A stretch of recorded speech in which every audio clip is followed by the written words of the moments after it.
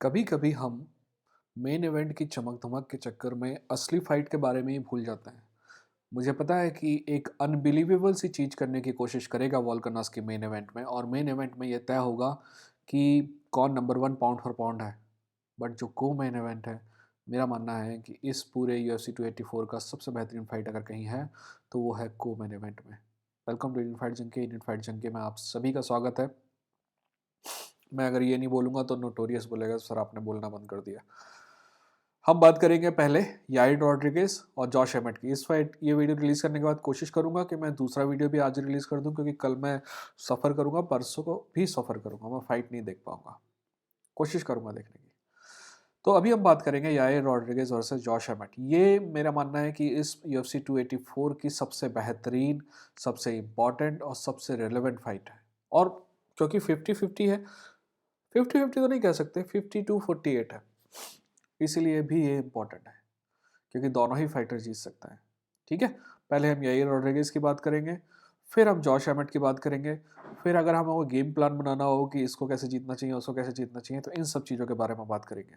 ठीक है, पर इन सब के बारे में बात करने से पहले इन दोनों खिलाड़ियों के प्रति UFC का नज़रिया क्या रहा है, यहाँ तक की कहानी क्या है, इसके बारे में भी समझना बहुत ज़रूरी है।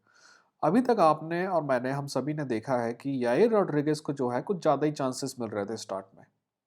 जब तक कि वो जो ड्रग टेस्ट वाला इशू जो वाडा के साथ हुआ है, अगर मतलब जब वो अनअवेलेबल हो जाता था, वो वाला इशू अगर याइर रॉड्रिगेज के साथ नहीं होता, तो याइर रॉड्रिगेज में UFC को अपना भविष्य दिख रहा था, याइर रॉड्रिगेज में उसको मैक्सिकन चैंपियन दिख रहा था। इसलिए याइर रॉड्रिगेज को अभी भी जॉश हेमेट के पहले तक ऐसी फाइट दी गई हैं जहां पे उसका जीतने के चांसेस ज़्यादा बेहतर होते थे। स्ट्राइकिंग बैटल्स थी। ठीक है, ऑर्टेगा वाली फाइट बीच में ही रह गई, तो हम उसके बारे में कह नहीं सकते। अब जॉश हेमेट की बात कर लें। मेरे हिसाब से UFC के नज़र में जॉश हेमेट शुरुआत में शायद जर्नीमैन था और बाद में गेटकीपर बन गया। पर जॉश हेमेट का जो उसकी सर्जरी से बाद, उसके जो पूरी चोट है उसके बाद उभरने के बाद का जो दौर है, वो वन ऑफ द बेस्ट। किसी भी फाइटर का जो इंस्टिंक्ट होता ना, इतना बेहतरीन बहुत ही कम लोग कर पाते हैं जितना जॉश हेमेट का है। तो जॉश हेमेट को शायद UFC को टाइटल शॉट देने का कोई इरादा नहीं था, बट जॉश हेमेट लगातार जीतता गया, जीतता गया, जीतता गया। साला बेचारे को भी वो पीछे की सीट दिए थे बैठने के लिए, इतनी इज्जत थी। तो एक तरफ एक UFC की डार्लिंग है, तो दूसरी तरफ वो आदमी है जिसके बारे में UFC को लगता है कि कोई ज़्यादा इंपॉर्टेंट नहीं है। ठीक है, ये बात कर ली। अब मेन फाइट की बात करते हैं। ठीक है, सबसे पहले याइर रॉड्रिगेज की बात करेंगे। याइर रॉड्रिगेज एक मैक्सिकन स्टाइल का फाइटर है, तो he will come after you wherever you go. Yair Rodriguez Mexican fighter की तरह केज कट करना बहुत आसानी से आता है। यानी कि आप जो लेटरल मूवमेंट हो या फिर गोल गोल मूवमेंट हो, इस तरीके से उससे बच नहीं सकते। इवन केज के पास भी याइर रॉड्रिगेज बेहतरीन स्ट्राइकिंग करता है। मेरा मानना है कि याइर रॉड्रिगेज अगर अपना डिफेंस बेहतर कर ले और थोड़ा बहुत डिसिप्लिन हो जाए, तो वो UFC में सबसे बेहतरीन स्ट्राइकर हो सकता है, पीटर यान के जैसा। पीटर यान नहीं, प्योटर यान के जैसा। बट अभी है नहीं। ठीक है, जहां तक अ, एक और बात जो याइर रॉड्रिगेज को दूसरों से अलग करती है, वो है याइर रॉड्रिगेज का never say die attitude. Yair Rodriguez end तक फाइट में बना रहता है हमेशा। और दूसरी जो बात उसको इंपॉर्टेंट होती है, याइर रॉड्रिगेज काफ़ी डैमेज लेता है। इसीलिए मैंने कहा कि उसका जो वीक डिफेंस है, अगर उसको ठीक कर ले तो याइर रॉड्रिगेज काफ़ी डैमेज लेता है, बट डैमेज लेने के बावजूद भी बाकी फाइट में बना रहता है। इसीलिए कोई भी फाइट हो, याइर रॉड्रिगेज के आज तक मैंने ऐसी कोई फाइट नहीं देखी जो बोरिंग हो। फ्रैंकी एडगर वाली फाइट बोल सकते हैं। जब फ्रैंकी एडगर की बात ही कर रहे हैं, तो एक और बात, याइर रॉड्रिगेज के पूरे गेम में सबसे ज़्यादा कमी क्या है? सबसे बड़ी कमी अगर कोई है तो वो है रेसलिंग डिफेंस में। फ्रैंकी एडगर जैसे लोगों ने इसका पहले फ़ायदा उठाया। बट अगर हम ये कहें कि फ्रैंकी एडगर के समय का याइर रॉड्रिगेज यही और ये याइर रॉड्रिगेज जो आज है, इन दोनों में बहुत फ़र्क है। याइर रॉड्रिगेज की रेसलिंग पहले से कई गुना बेहतर है, बेहतर नहीं कई गुना बेहतर है। बट क्या जॉश हेमेट के लेवल की है? ये हमें फाइट में पता चलेगा, क्योंकि जॉश हेमेट के लेवल के आदमी ने उसको पहले कभी टेस्ट नहीं किया। ऑर्टेगा जूजित्सु आर्टिस्ट है और उसके साथ ही वैसे ही ज़्यादा देर फाइट नहीं रही, तो दोनों में थोड़ा सा डिफरेंस है। ठीक है, अब और यूएफसी ने मैचअप भी उसका ऐसा ही किया है कि उसको फ़ायदा मिलता रहे। अब बात करते हैं जॉश एमेट की। जहाँ तक जॉश एमेट की बात है, टू बी ऑनेस्ट, इस फाइट में मैं जॉश एमेट के लिए रूट कर रहा हूँ। बट मेरा काम आपके सामने एज अ एनालिस्ट ईमानदारी से दोनों की तस्वीर पेश करना है। तो जॉश एमेट की जहाँ तक बात है, जॉश एमेट अच्छा रेसलर है, ना सिर्फ अच्छा रेसलर है, याइर रॉड्रिगेज से कहीं बेहतर रेसलर है। ठीक है। वहीं दूसरी बात, जॉश एमेट की स्ट्राइकिंग बुरी नहीं है। एक्चुअली जॉश एमेट की स्ट्राइकिंग हर मैच में पहले से बेहतर हुई है। जॉश एमेट का डिफेंस थोड़ा सा वीक है, और जो डिफेंस वीक है ना, इसकी सजा जॉश एमेट को बहुत मिलेगी, क्योंकि याइर रॉड्रिगेज उसके डिफेंस में जितने भी छेद है ना, उनको घूसों से भर देगा। ठीक है।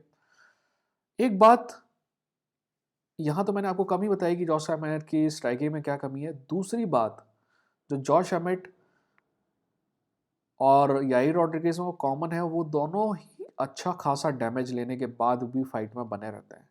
यानी कि ये फाइट बहुत इंटरेस्टिंग होने वाली है। और तीसरी बात, जहाँ पे जॉश एमेट पॉइंट स्कोर करता है याइर रॉड्रिगेज से स्ट्राइकिंग में, और वो है कि पावर के मामले में जॉश एमेट के पास वन पंच नॉकआउट पावर है। He can take care of one punch knockout power नहीं कहेंगे, बट फिर भी याइर रॉड्रिगेज से बेहतर पावर है। ठीक है। जहाँ तक अब अगर गेम प्लान की बात करें, तो अगर याइर का गेम प्लान होना चाहिए, पहली बात तो याइर को वो करना छोड़ना होगा जो उसको ज़बरदस्ती डेंजर की पोजीशन में डालता है। याइर को स्लो गेम करना है। ठीक है। याइर को अपनी एनर्जी बचाना है। याइर को ये सोचना है कि एक राउंड आपको सिर्फ सोचने समझने के लिए चाहिए है, आप दूसरे राउंड से फाइट करना चालू करेंगे। ठीक है। आपके पास मोमेंटम उसका काफ़ी एथलेटिक है याइर, तो याइर ऐसा कर सकता है कि उसकी रीच से बाहर रहे। तीसरी बात जो याइर रॉड्रिगेज को करनी है, वो ये कि याइर रॉड्रिगेज को ये नहीं सोचना है कि वो नॉकआउट कर देगा और एकदम से खत्म हो जाएगा। याइर रॉड्रिगेज जब ऐसा सोचता है ना, तो क्या करता है कि अननेसेसरी रिस्क लेके फाइटर के फोन बूथ में जाता है, और that can be very dangerous. तो अपन को, अब अपन नॉर्मल फाइट नहीं कर रहे हैं, इंटरम चैंपियनशिप के लिए फाइट है, तो इसमें आपको गेम प्लान को फॉलो करना पड़ेगा। और ये एक और कमी है जो मैं आपको बताना भूल गया, याइर रॉड्रिगेज की है। याइर रॉड्रिगेज बहुत इमोशनल हो जाता है। याइर रॉड्रिगेज जो है अपने एक्शन के थ्रू एक्सप्रेशन देता है, बट गेम प्लान को फॉलो नहीं करता है। और अगर इस फाइट को जीतना है, तो यार रॉड्रिगेज को गेम फॉलो करना होगा। उसको डियाज ब्रदर्स के स्टाइल में touch touch and go, touch touch and go, touch touch and go. ठीक है। ऐसा कुछ करना पड़ेगा। धीरे धीरे धीरे धीरे पॉइंट पे ये फाइट जीतनी पड़ेगी। ठीक। क्योंकि जॉश एमेट को ख़त्म करना बहुत मुश्किल है। Josh एमेट is like a fucking zombie. He will come back, he will take some hit, then he will come back, he will take some hit, and then again he will come back. So be careful what you wish for. अब बात करते हैं game plan अगर Josh एमेट का बनाना होगा, तो Josh एमेट को मेरे को ये कहना होगा कि जॉश एमेट, पहले 2 राउंड में भूल जाओगे तुम स्ट्राइकिंग करते भी हो हर बार। पूरी की आपकी आपकी स्ट्राइकिंग में, जॉश एमेट की स्ट्राइकिंग में और यायर की स्ट्राइकिंग में क्या फर्क है? जॉश एमेट के पास पावर है, यायर के पास उतना पावर नहीं है। यायर की स्किल थोड़ी बेहतर है, बट ठीक है, स्किल मैच कर सकता है जॉश। एक चीज जो मैच नहीं कर सकता है वो है स्पीड। तो आप कैसे करेंगे? पहले के 2 राउंड में आप take down, take down, take down, take down की कोशिश करेंगे। फेल होता है तो होने दो, जैसे ही फेल होगा तो भी टेक डाउन करेंगे। आपके पास, जॉश एमेट के पास मेरे ख्याल से बेहतर टैंक है, गैस टैंक है, राइट? तो गैस टैंक क्यों कहेंगे, पेट्रोल का टैंक कहेंगे ना अपन, तो पेट्रोल को पेट्रोल, डीजल को डीजल बोलते हैं ना। अमेरिका जैसे जूते थोड़ी हर चीज। खैर, मैं कहाँ चला गया। एनीवेज, तो यायर का कार्डियो, ओ सॉरी, जॉश का कार्डियो अच्छा है, तो उसको यहाँ पे यूज करना होगा। पहले 2 राउंड में सिर्फ take down, take down, take down attempt करते हैं। टेक डाउन हो जाता है तो बहुत अच्छी बात है। टेक डाउन नहीं भी होता है तो भी आप यायर की एनर्जी धीरे धीरे धीरे धीरे कम करेंगे। आपकी भी लगेगी, बट आपके पास ज़्यादा है। और 2 राउंड के बाद यायर रॉड्रिगेज की स्पीड भी उतनी ही होगी जितनी जॉश एमेट की है। अब 2 राउंड के बाद जॉश एमेट की स्पीड भी उतनी है, उसकी स्ट्राइकिंग भी वैसे ही है, तो जो एडवांटेज था यायर को वो चला जाएगा, और रेसलिंग तो आपकी बेहतर है। और फिर I don't have to tell you कि how you need to win that fight. तो ये मेरा गेम प्लान है। जैसा कि मैंने पहले ही आपको ईमानदारी से बता दिया कि I want Josh Emmett to win this fight, क्योंकि यार अंडरडॉग के लिए मैं हमेशा रूट करता हूँ। वो पता नहीं प्रॉब्लम हो सकती है बट करता हूँ।